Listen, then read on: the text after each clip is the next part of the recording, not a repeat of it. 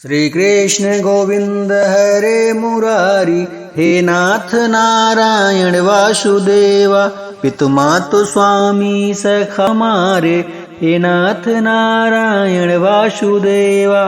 ओम तत्सत। श्री गणेशाय नमः। श्रीमद्भागवत महापुराण चतुर्थ स्कंद अथ सप्तमो अध्याय। दक्ष यज्ञ की पूर्ति।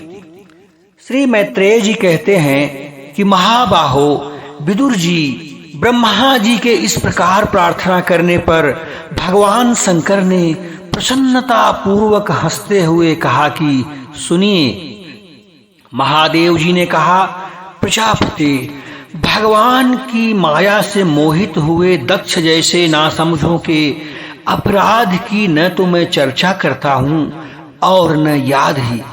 मैंने तो केवल सावधान करने के लिए ही उन्हें थोड़ा सा दंड दिया। दक्ष प्रजापति का सिर जल गया है, इसीलिए उनके बकरे का सिर लगा दिया जाए। भगदेव मित्र देवता के नेत्रों से अपना यज्ञ भाग देखें। पूषा पिशा हुआ अन्न खाने वाले हैं, वे उसे यजमान के आंतों से भक्षण करें तथा अन्य सब देवताओं के अंग प्रत्यंग भी स्वस्थ हो जाएं, क्योंकि उन्होंने यज्ञ से बचे हुए पदार्थों को मेरा भाग निश्चित किया है। अर्धरु आदि यज्ञिकों में से जिनकी भुजाएं टूट गई हैं, वे अश्विनी कुमार की भुजाओं से, और जिनके हाथ नष्ट हो गए हैं, वे पूषा के हाथों से काम करें तथा भृगु जी के बकरे की सी दाढ़ी और मूछ हो जाए। श्री मैत्रेय जी कहते हैं कि वत्स विदुर, जब भगवान शंकर के वचन सुनकर सब लोग प्रसन्न चित्त से धन्य धन्य कहने लगे, फिर सभी देवता और ऋषियों ने महादेव जी से दक्ष की यज्ञशाला में पधारने की प्रार्थना की, और तब वे उन्हें तथा ब्रह्मा जी को साथ लेकर के वहां गए। वहां जैसा भगवान शंकर ने कहा था, ठीक उसी प्रकार से सब कार्य करके उन्होंने दक्ष की धड़ से यज्ञ पशु का सिर जोड़ दिया। सिर जुड़ जाने पर रुद्रदेव की दृष्टि पड़ते ही दक्ष तत्काल कर जागने के समान जी उठे और अपने सामने भगवान शिव को देखा।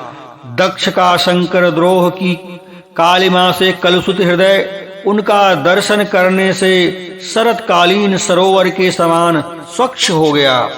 उन्होंने महादेव जी की स्तुति करनी चाहिए, किंतु अपनी मरी हुई बेटी सती का स्मरण हो आने से स्नेह और उत्कंठा के कारण उनके नेत्रों में आंसू भर आए। उनके मुख से शब्द न निकल सका।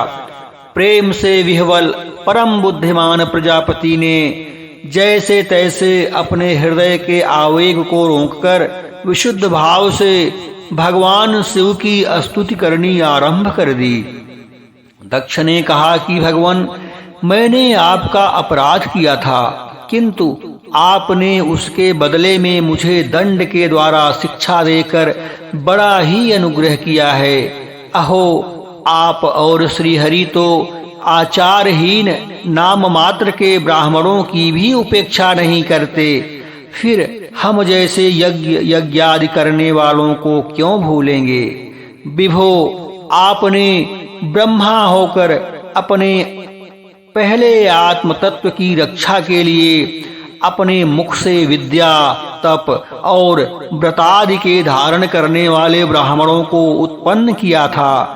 जैसे चरवाहा लाठी लेकर गांवों की रक्षा करता है, उसी प्रकार आप उन ब्राह्मणों की सब विपत्तियों से रक्षा करते हैं। मैं आपके तत्व को नहीं जानता था, इसी से मैंने भरी सभा में आपको अपने विघ्न बाणों से भेदा था, किंतु आपने उस अपराध पर कोई विचार नहीं किया। मैं तो आप जैसे पूज्यतम महानुभावों का अपराध करने के कारण नरकादि नीच लोकों में गिरने वाला था, परंतु आपने अपनी करुणा भरी दृष्टि से मुझे उबार लिया। अब भी आपको प्रसन्न करने योग्य मुझ में कोई गुण नहीं है। बस आप अपने ही उदारता पूर्ण वर्ताव से मुझ पर प्रसन्न हों। श्री मैत्रेय जी कहते हैं कि आशुतोष शंकर ने जब इस प्रकार उसके अपराध को सुन करके क्षमा कर दिया, तब दक्ष ने ब्रह्मा जी के कहने पर उपाध्याय, ऋत्विज आदि की सहायता से यज्ञ कार्य आरंभ किया। तब ब्राह्मणों ने यज्ञ संपन्न करने के उद्देश्य से रुद्रगण संबंधी भूत पिशाचों के संसर्ग जनित दोष की शांति के लिए 3 पात्रों में विष्णु भगवान के लिए तैयार हुए पुरोडास नामक चरु का हवन किया। विदुर जी उस हवि को हाथ में लेकर खड़े हुए अर्धवायु के साथ यजमान दक्ष ने ज्यों ही विशुद्ध चित्त से श्री हरि का ध्यान किया, त्यों ही सहसा भगवान वहां प्रकट हो गए।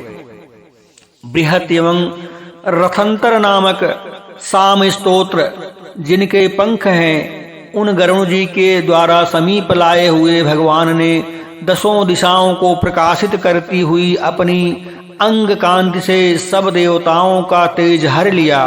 उनके सामने उनकी कांति फीकी पड़ गई। उनका श्याम वर्ण था। कमर में सुवर्ण की करधनी तथा पीतांबर सुशोभित थे, जिन पर सूर्य के समान दैदीप्यमान मुकुट था। मुख कमल भंवरों के समान नीली अलकावली और कांतिमय कुंडलों से शोभायमान था। उनके सुवर्णमय आभूषणों से विभूषित 8 भुजाएं थी, जो भक्तों की रक्षा के लिए सदा उद्यत रहती हैं। 8 भुजाओं में वे शंख, पद्म, चक्र, वाण, धनुष, गदा, खड्ग और ढाल लिए हुए थे तथा इन सब आयुधों के कारण वे फूले हुए कनेर के वृक्ष के समान जान पड़ते थे। प्रभु के हृदय में श्रीवत्स का चिन्ह था और सुंदर वनमाला सुशोभित थी। वे अपने उदर हास्य और लीलामय कटाक्ष से सारे संसार को आनंद मग्न कर रहे थे। पार्षदगण दोनों ओर राजहंस के समान सफेद पंखे और चंवर डुला रहे थे। भगवान के मस्तक पर चंद्रमा के समान शुभ्र छत्र का शोभा दे रहा था।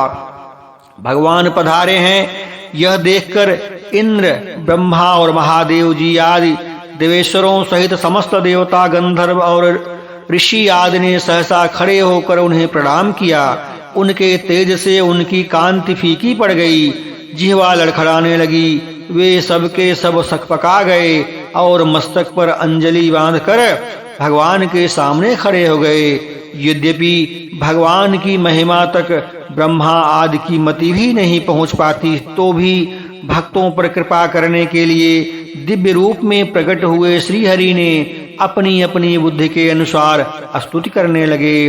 सबसे पहले प्रजापति दक्ष एक उत्तम पात्र में पूजा की सामग्री ले नंद सुनंद आदि पार्षदों के साथ घिरे हुए प्रजापतियों के परम गुरु भगवान यज्ञेश्वर के पास गए और अति आनंदित हो विनीत भाव से हाथ जोड़कर प्रार्थना करने प्रभु के साथ शरणापन्न हो गए।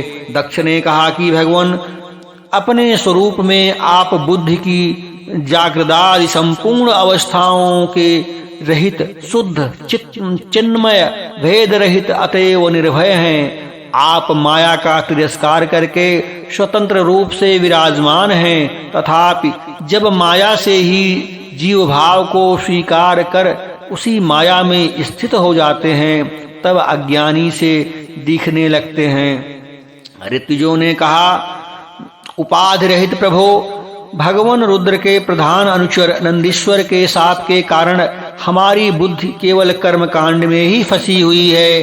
अतएव हम आपको तत्व को नहीं जानते, जिसके लिए इस कर्म की यही देवता है, ऐसी व्यवस्था की गई है। उस धर्म प्रवृत्ति के प्रायोजक वेदत्रयी से प्रतिपादित यज्ञ को ही हम अपना स्वरूप समझते हैं। सदस्यों ने कहा कि जीवों को आश्रय देने वाले प्रभु, जो अनेक प्रकार के क्लेशों के कारण अत्यंत दुर्गम हैं, जिनमें काल रूप भयंकर सर्प ताक में बैठा हुआ है, द्वंद्व रूप अनेकों गढ़े हैं, दुर्जन रूप जंगली जीवों का भय है तथा शोक रूप दावानल धधक रहा है। ऐसे विश्राम स्थल से रहित संसार मार्ग में जो अज्ञानी जीव कामनाओं से पीड़ित होकर विषय रूप मृग तृष्णा जल के लिए ही देह गेह का भारी बोझा सिर पर लिए जा रहा है, वे भला आपके चरण कमलों की शरणों में कब आने लगे। रुद्र ने कहा कि वरदायक प्रभो, आपके उत्तम चरण इस संसार में सकाम पुरुषों को संपूर्ण पुरुषार्थों की प्राप्ति कराने वाले हैं और जिन्हें किसी भी वस्तु की कामना नहीं है, वे निष्काम मुनिजन भी उनका आदर पूर्वक पूजन करते रहते हैं। उनमें चित्त लगा रहने के कारण यदि अज्ञानी लोग मुझे आचार भ्रष्ट कहते हैं तो कहें, आपके परम अनुग्रह से मैं उनके कहने सुनने का कोई भी विचार नहीं करता। भृगु जी ने कहा कि आपकी गहन माया से आत्मज्ञान लुप्त हो जाने के कारण जो अज्ञान निद्रा में सोए हुए हैं, वे ब्रह्मादि देहधारी आत्मज्ञान में उपयोगी आपके तत्व को अभी तक नहीं जान सके। ऐसे होने पर भी आप अपने शरणागत भक्तों के तो आत्मा और सुहृद हैं, अतः आप मुझ पर प्रसन्न हो जाइए। ब्रह्मा जी ने कहा कि प्रभो, पृथक पृथक पदार्थों को जानने वाली इंद्रियों के समान पुरुष जो कुछ देखता है वह आपका स्वरूप नहीं है, क्योंकि आप ज्ञान शब्दादि विषय और श्रोतादि इंद्रियों के अधिष्ठान हैं। ये सब आप में अध्यस्त हैं, अतएव आप इस मायामय प्रपंच से सर्वथा अलग हैं। इंद्र ने कहा कि अच्युत, आपका यह जगत को प्रकाशित करने वाला रूप देवद्रोहियों का संहार करने वाली 8 भुजाओं से सुशोभित है, जिनमें आप सदा ही नाना प्रकार के आयुध धारण किए रहते हैं। यह रूप हमारे मन और नेत्रों को परम आनंद देने वाला है।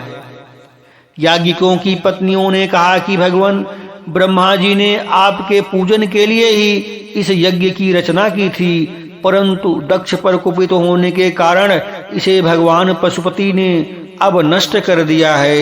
यज्ञ मूर्ति श्मशान भूमि के समान उत्सवहीन हुए हमारे उस यज्ञ को आप नील कमल की सी कांति वाले अपने नेत्रों से निहार कर पवित्र कीजिए। ऋषियों ने कहा कि भगवान, आपकी लीला बड़ी ही अनोखी है, क्योंकि आप कर्म करते हुए भी उनसे निर्लेप रहते हैं। दूसरे लोग वैभव की भूख से जिन लक्ष्मी जी की उपासना करते हैं, वे स्वयं आपकी सेवा में लगी रहती हैं, तो भी आप उनका मान नहीं करते, उसमें निष्प्रिय रहते हैं।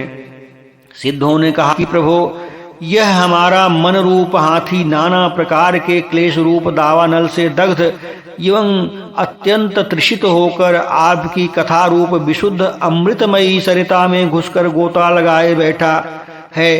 वहाँ ब्रह्मानंद में लीन सा हो जाने के कारण उसे न तो संसार रूप दावानल का ही स्मरण होता है और न ही उस नदी से बाहर निकलता ही है। यजमान पत्नी ने कहा कि सर्वसमर्थ परमेश्वर, आपका स्वागत है, मैं आपको नमस्कार करती हूँ, आप मुझ पर प्रसन्न होइए। हे लक्ष्मीपते, अपनी प्रिया लक्ष्मी जी के सहित आप हमारी रक्षा कीजिए। यज्ञेश्वर, जिस प्रकार सिर के बिना मनुष्य का धड़ अच्छा नहीं लगता, उसी प्रकार अन्य अंगों से पूर्ण होने पर भी आपके बिना यज्ञ की शोभा नहीं होती है। लोकपाल ने कहा कि अनंत परमात्मन, आप समस्त अंतःकरणों के साक्षी हैं। यह सारा जगत आपके ही द्वारा देखा जाता है, तो क्या माइक पदार्थों को ग्रहण करने वाली हमारी इन नेत्र आदि इंद्रियों से भी कभी आप प्रत्यक्ष हो सकते हैं? वस्तुतः आप हैं तो पंचभूतों से पृथक, फिर भी 5 भौतिक शरीर के साथ जो आपका संबंध प्रतीत होता है, यह आपकी ही माया है। योगेश्वरों ने कहा कि प्रभो, मैं पुरुष संपूर्ण विश्व के आत्मा आप में और आप में कोई भेद नहीं देखता। इससे अधिक प्यारा आपको कोई नहीं है। तथापि भक्तवत्सल, जो लोग आप में स्वामी भाव रखकर अनन्य भक्ति से आपकी सेवा करते हैं, उन पर भी आप कृपा कीजिए। जीवों के अदृष्टवश जिनके सत्वादि गुणों में बड़ी विभिन्नता आ जाती है, उस अपनी माया के द्वारा जगत की उत्पत्ति, स्थिति और प्रलय के लिए ब्रह्मादि विभिन्न रूप धारण करके आप भेद बुद्धि पैदा कर देते हैं, किंतु अपनी स्वरूप स्थिति से आप उस भेद ज्ञान और उसके कारण सर्वादि गुणों से सर्वथा दूर हैं। ऐसे आपको हमारा नमस्कार है। ब्रह्म स्वरूप वेद ने कहा कि आप ही धर्मादि की उत्पत्ति के लिए शुद्ध सत्व को स्वीकार करते हैं, साथ ही आप निर्गुण भी हैं। अतएव आपका सत्व न तो मैं जानता हूँ, न ब्रह्मादि कोई और ही जानते हैं। आपको नमस्कार है। अग्निदेव ने कहा कि भगवान, आपके ही तेज से प्रज्वलित होकर मैं श्रेष्ठ यज्ञों में देवताओं के पास घृत मिश्रित हवि पहुंचाता हूँ। आप साक्षात यज्ञ पुरुष एवं यज्ञ की रक्षा करने वाले हैं। अग्निहोत्र, दर्श, पौर्णमास, चतुर्मास और पशु सोम, ये 5 प्रकार के यज्ञ आपके ही स्वरूप हैं तथा अश्रावय, अस्तु, श्रौखट यजे या यजामहे और वखट, इन 5 प्रकार के यजुर्मंत्रों से आपका ही पूजन होता है। मैं आपको बारंबार प्रणाम करता हूँ। देवताओं ने कहा कि देव, आप आदि पुरुष हैं। पूर्व कल्प का अंत होने पर अपने कार्य रूप इस प्रपंच को उदर में लीन आपने प्रलय कालीन जल के भीतर शेषनाग की उत्तम शैया पर शयन किया था। आपके आध्यात्मिक स्वरूप का जनलोकादिवादी सिद्धगण भी अपने हृदय में चिंतन करते हैं। अहो, वही आप आज हमारे नेत्रों के विषय होकर अपने भक्तों की रक्षा कर रहे हैं। गंधर्वों ने कहा कि हे देव, मरीचि आदि ऋषि और ब्रह्मा, इंद्र तथा रुद्रादि देवता आपके अंश के भी अंश हैं। महत यह संपूर्ण विश्व आपके खेल की सामग्री है। नाथ, ऐसे आपको हम सर्वदा प्रणाम करते हैं। गिरधरों ने कहा कि प्रभु, परम पुरुषार्थ की प्राप्ति के साधन रूप इस मानव देह को पाकर भी जीव आपकी माया से मोहित होकर इसमें मैं मेरेपन का अभिमान कर लेता है। फिर वह दुर्बुद्धि अपने आत्मियों से तिरस्कृत होने पर भी असत विषयों का ही लालसा करता है। किंतु ऐसी अवस्था में भी जो आपके कथामृत का सेवन करता है, वह इस अंतःकरण के मोह को सर्वथा त्याग देता है। ब्राह्मणों ने कहा कि भगवान, आप ही यज्ञ हैं, आप ही हवि हैं, आप ही अग्नि हैं, स्वयं आप ही मंत्र हैं, आप ही समिधा, कुशा और यज्ञ पात्र हैं तथा आप ही सदस्य, ऋत्विज, यजमान एवं उसकी धर्मपत्नी, देवता, अग्निहोत्र, स्वधा, सोमरस, घृत और पशु हैं। वेदमूर्ते, यज्ञ और उसका संकल्प दोनों आप ही हैं। पूर्व काल में आप ही अति विशाल वाराह रूप धारण कर रसातल में डूबी हुई पृथ्वी को लीला से ही अपनी दाढ़ों पर उठाकर इस प्रकार निकाल कर ले आए थे, जैसे कोई गजराज कमलिनी को उठा लाए हो। उस समय आप धीरे धीरे गरज रहे थे और योगीगण आपका यह अलौकिक पुरुषार्थ देखकर आपकी स्तुति करते जाते थे। यज्ञेश्वर, जब लोग आपके नाम का कीर्तन करते हैं तब यज्ञ के सारे विघ्न नष्ट हो जाते हैं। हमारा यह यज्ञ स्वरूप सत्कर्म नष्ट हो गया था, अतः हम आपके दर्शनों की इच्छा कर रहे थे। अब आप हम पर प्रसन्न होइए, आपको नमस्कार है। श्री मैत्रेय जी कहते हैं कि भैया विदुर, जब इस प्रकार सब लोग यज्ञ रक्षक भगवान ऋषिकेश के स्तुति करने लगे, तब परम चतुर दक्ष ने रुद्र पार्षद वीरभद्र के ध्वंस किए हुए यज्ञ को फिर आरंभ कर दिया। सर्वांतर्यामी श्रीहरि यों तो सभी के भागों के भोक्ता हैं, तथापि त्रिकपाल पुरोडास रूप अपने भाग से और भी प्रसन्न होकर उन्होंने दक्ष को संबोधन करके कहा। श्री भगवान ने कहा कि जगत का परम कल्याण मैं ही ब्रह्मा और महादेव हूँ। मैं सबका आत्मा, ईश्वर और साक्षी हूँ तथा स्वयं प्रकाश और उपाधि शून्य हूँ। विप्रवर, अपनी त्रिगुणात्मिका माया को स्वीकार करके मैं ही जगत की रचना, पालन और संहार करता हूँ और मैंने ही उन कर्मों के अनुरूप ब्रह्मा, विष्णु और शंकर ये नाम धारण किए हुए हैं। ऐसा जो भेद रहित विशुद्ध पर ब्रह्म स्वरूप है मैं ही हूँ। उसी में अज्ञानी पुरुष ब्रह्मा, रुद्र तथा समस्त देवता जीवों को विभिन्न रूपों से देखता है। जिस प्रकार मनुष्य अपने सिर, हाथ आदि अंगों से ये मुझसे भिन्न है ऐसी बुद्धि कभी नहीं करता, उसी प्रकार मेरा भक्त प्राणी मात्र को मुझसे भिन्न नहीं देखता।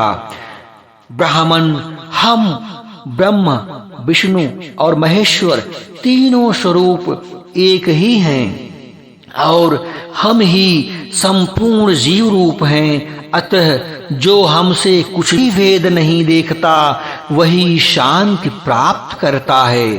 श्री मैत्रेय जी कहते हैं कि भगवान के इस प्रकार आज्ञा देने पर प्रजापतियों के नायक दक्ष ने उनका त्रिकपाल यज्ञ के द्वारा पूजन करके फिर अंगभूत और प्रधान दोनों प्रकार के यज्ञों से अन्य अन्य देवताओं का अर्चन किया।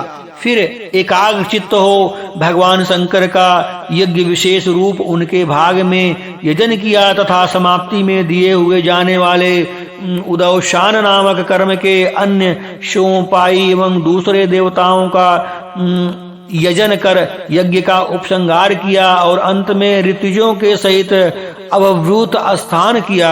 फिर उन्हें अपने पुरुषार्थों से ही सब प्रकार की सिद्धियां प्राप्त थी। उन दक्ष प्रजापति को तुम्हारी सदा धर्म से बुद्धि रहे ऐसा आशीर्वाद देकर सब देवता स्वर्ग लोक को चले गए।